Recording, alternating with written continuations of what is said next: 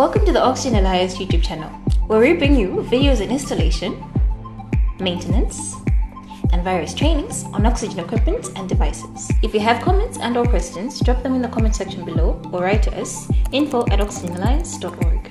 Remember to like our videos, subscribe to our channel, and hit the notification bell.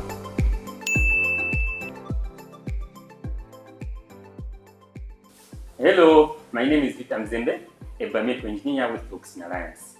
Today, we'll tear down a new HOSPIVAC 350 suction machine, helping you understand its components, working principle, and the common faults associated with the device. This video is meant for biomedical engineers and technicians to support improved maintenance, troubleshooting, and safe handling of the device. When working with suction devices, always remember to put on personal protective equipment such as gloves, a face mask, and an apron to prevent direct exposure to infectious agents. This device operates on 230 volts AC at a frequency of 50 Hz. It is a high vacuum and high flow device with a maximum suction pressure of negative 675 mm of mercury and a maximum suction flow of 60 liters per minute. Now, let us look at the device externally. We'll start with the back side. This is the power supply port. Ideally, this is where you connect the power cable. However, this machine has been modified so that the power cable connects internally. This was done to prevent the cable from getting lost easily. And this is the foot switch connection port.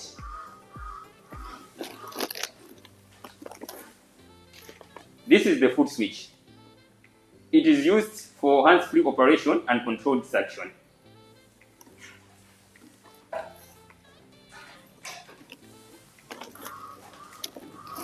Now, let us go to the front side. These two are the fluid collection canisters. Each of these has a capacity of 2000 milliliters.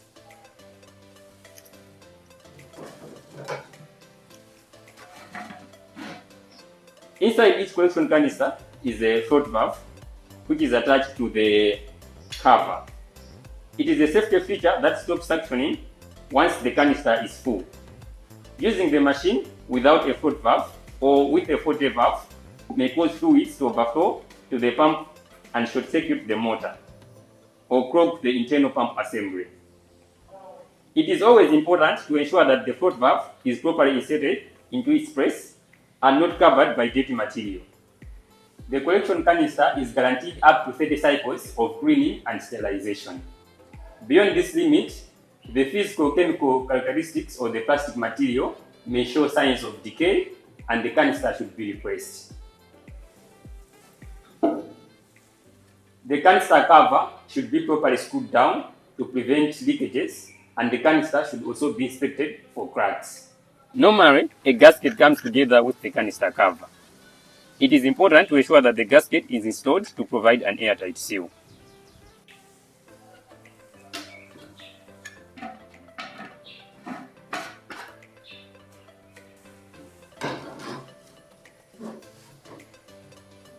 Over here, there is the safety trap bottle. It has a capacity of 120 milliliters. This bottle collects fluids that could leak from the collection canister in case of float valve malfunction in the canister. This ensures additional protection of the filter and the pump. The trap bottle is removable and autoclavable. Another important part is the antibacterial filter. This filter stops bacteria or pathogens from penetrating into the pump and eventually the environment. The filter is unidirectional and has the inlet side labeled as in. This side should be connected to the pump outlet, with the other side connected to the inlet or vacuum port on either the safety trap bottle or the collection canister. It is important to ensure its correct orientation and location for effective filtration. The filter is made of hydrophobic material that stops the passage of fluids and is not designed for decontamination or sterilization. If the filter gets contaminated, wet, or discolored, always remove and replace it. A blocked or damaged filter could cause low or no vacuum power on the patient side. so it is always important to confirm its proper functioning. The collection canisters and the safety trap bottle are attached to the multipurpose rail interface. The interface is used for easy interchange of device accessories such as rings of various diameters to accommodate canisters of different sizes and types, safety trap bottle, cannula holders, or standard medical rail where to hook any accessory by means of standard clamps. Now I'll disconnect the tubings to have a closer look at the other components on the top.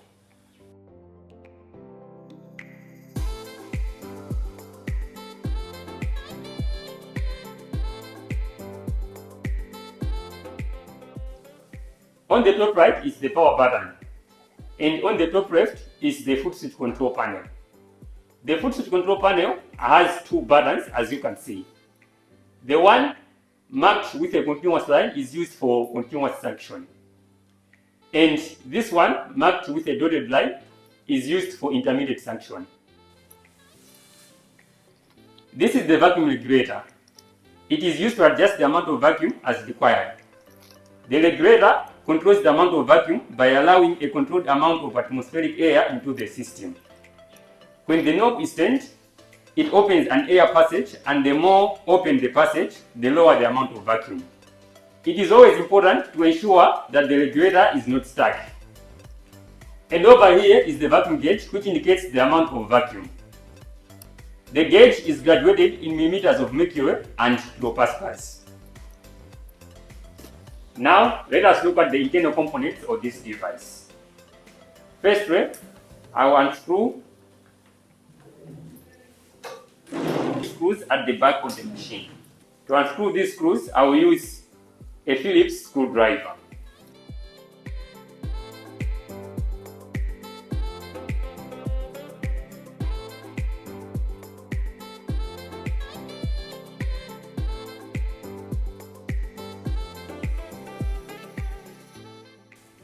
Firstly, there is this pump. It is the major component that generates the vacuum. As mentioned earlier, it can produce a maximum vacuum of up to negative 675 millimeters of mercury at a suction flow of 60 liters per minute. This pump is driven by an AC-powered motor to generate suction. It is always important to ensure that safety features such as the filter, the float valve, and the safety trap bottle are working properly to prevent fluids from overflowing to the pump, as these fluids could cause clogging of the motor. It is also always important to listen for loud noises from the pump. Unusual or excessive noise may indicate malfunction due to worn piston components, damaged bearings, motor obstruction or clogging, as well as loose internal mounting. The start capacitor over here starts and keeps the motor running. Underneath this pump, there is a cooling fan. Over here is the printed circuit board. Firstly, I will remove it by unscrewing these 4 screws and also disconnecting all the cables connected on the board.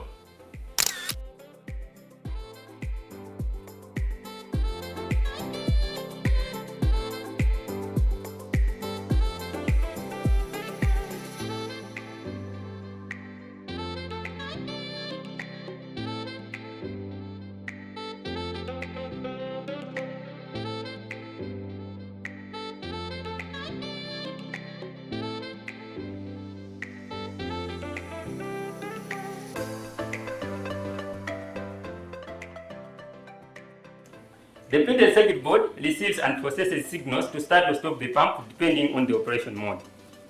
The major components on the board include this step-down transformer, which steps down 230 volts AC to 9 volts AC. The 9 volts AC is rectified, regulated, and distributed across the board. Over here, there is this power relay, which is used for switching. And here, there is this inductor.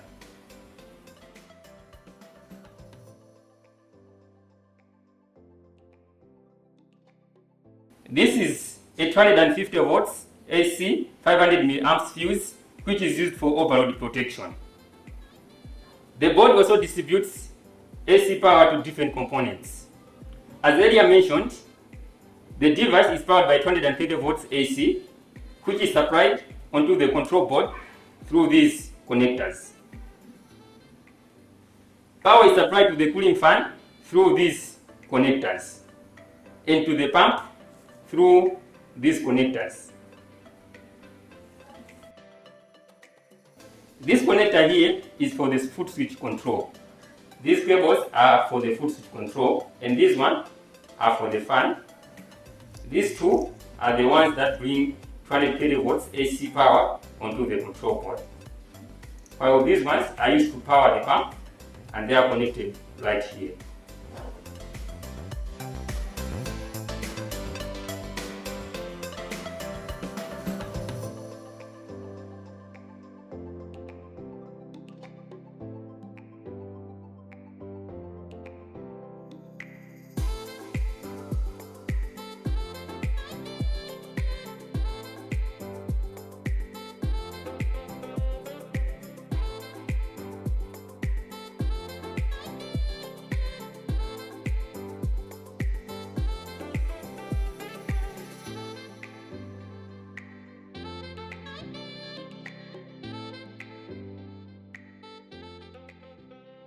Now let us look at the working principle and the pneumatic system of this device.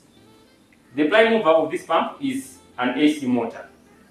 Power to the AC motor is supplied when the device is turned on using either a foot switch or the power button on the device. When the motor is powered, it drives the piston pump via a crankshaft and a connecting rod. During suction stroke, the piston moves downwards, increasing the volume of the pump cylinder. An increase in cylinder volume creates a region of low air pressure relative to the collection canister. The inlet valve of the pump opens and air is drawn from the collection canister into the pump through this tubing that is connected to the pump inlet. This creates a low pressure in the collection canister relative to atmospheric air pressure. Atmospheric pressure then pushes fluids through the patient tubing into the collection canister. During exhaust, the piston moves upwards, decreasing the volume of the cylinder. A decrease of the volume in the cylinder increases air pressure in the cylinder relative to atmospheric air pressure. The inlet valve closes while the exhaust valve opens to expel air into the atmosphere through this tubing, which is connected to the pump outlet. So this is the air outlet tubing. As mentioned earlier, the amount of vacuum in the system is controlled by the vacuum regulator, depending on the amount of air that is allowed into the system through this regulator. The set vacuum is displayed on the vacuum gauge.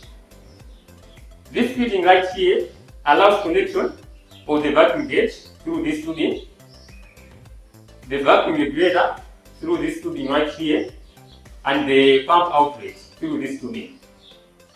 And that concludes the pneumatic system of the device. Now I will assemble and then take you through the tubing connections of this device, as well as the key performance checks that you can do.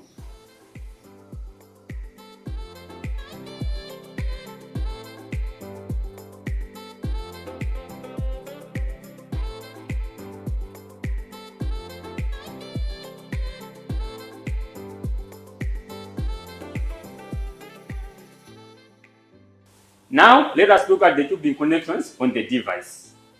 The pump uses silicone set tubes, which number of sterilization or cleaning depends on the use of that particular tube. The tubes must be replaced if there are visible signs of decay or damage. Blocked or kinked tubes could cause low vacuum power and therefore should be cleaned or replaced. One common mistake made with the device is incorrect tubing connections, which leads to no suctioning. The safety trap bottle has two connection ports. There is an inlet and an outlet. The in port connects to the pump through the bacterial filter, while the out port connects to the vacuum port on the collection canister. The patient port of the canister is connected to the patient tubing. To extend the connection to the second canister, the patient tubing from this canister should be connected to the vacuum port of the second canister.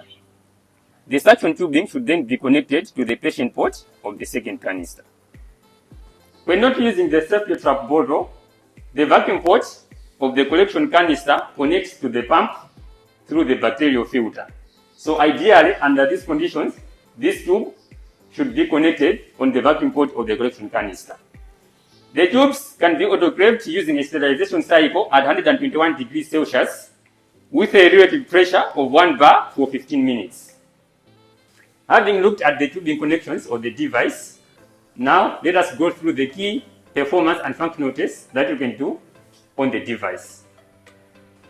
Prior to commissioning or after any maintenance activity, it is important to verify that the pump is capable of producing the required vacuum level.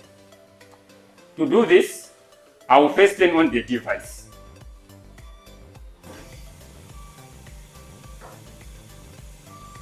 A simple way of conducting a performance and functional check is to block the aspiration outlet and turn the regulator to the maximum. So I will block the aspiration outlet and then turn the vacuum regulator to the maximum. Turning the regulator to the maximum ensures that it is not letting atmospheric air into the system, hence allowing the pump to build maximum vacuum.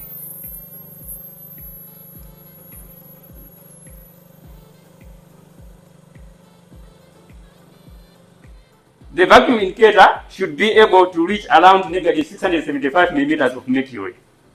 If this happens, the pump is mechanically strong and there are no leaks within the system.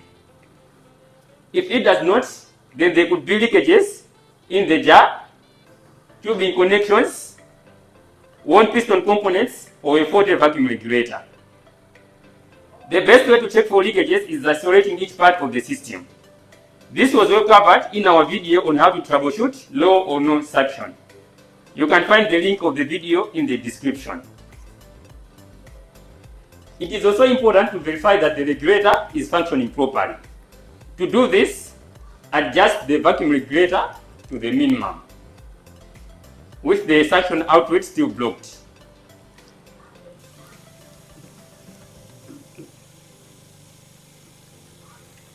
The vacuum indicator should go down the negative 300 millimeters of mercury mark. This implies that the vacuum regulator is able to allow atmospheric air into the system and it is not stuck or blocked. If it does not drop, the regulator valve may be blocked or the air inlet port of the regulator may be clogged.